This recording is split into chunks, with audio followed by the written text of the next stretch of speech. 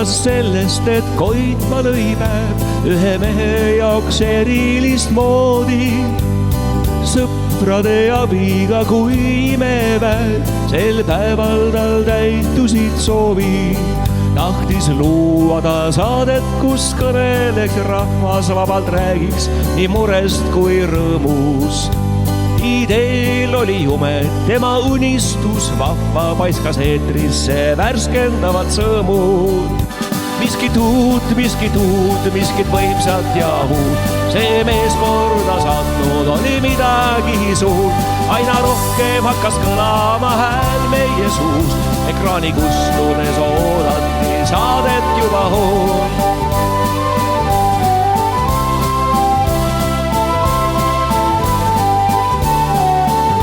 Tema keldris sai stuudio, kui õhtu oli käes, kui ta ootas, et helistaks keegi.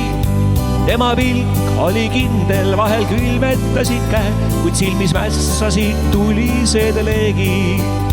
Tuli teinegi saade ja tuli kolmaski veel, tuli 4. ja 5. ja 6. Palju valgemaks muutus lootuskiir meie teel, oma ühiseid eesmärke luues.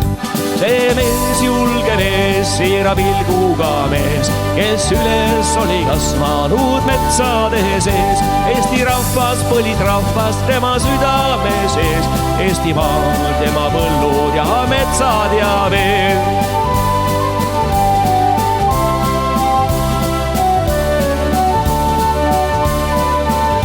Mingil ajal kogus jõudu tume häikesepilv, tema pea kohal möörates rippus. Lõpuks taganes torm ja klaariks lõi ilm, ainult tarkust tõi juurde ja sitkust.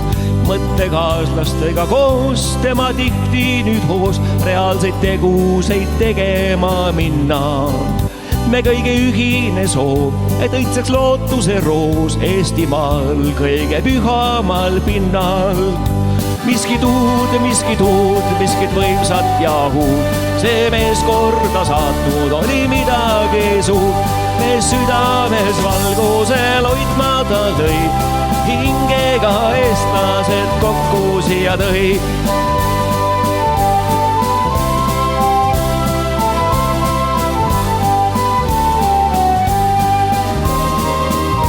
Rääkis emakesest maast, rääkis lillest ja puust, silmis säramas tähe ja päike ja kuu. Aina teadmisi kogus, nendest pajatas suu, saate lõppedes soovis rahu ja armastust.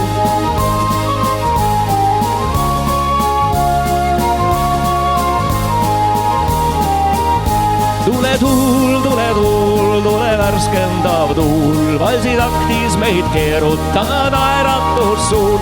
Laula suu, laula suu, laula linnuke puul, laula emake maa ja tähed päike ja kuu. Laula emake maa ja tähed päike ja kuu.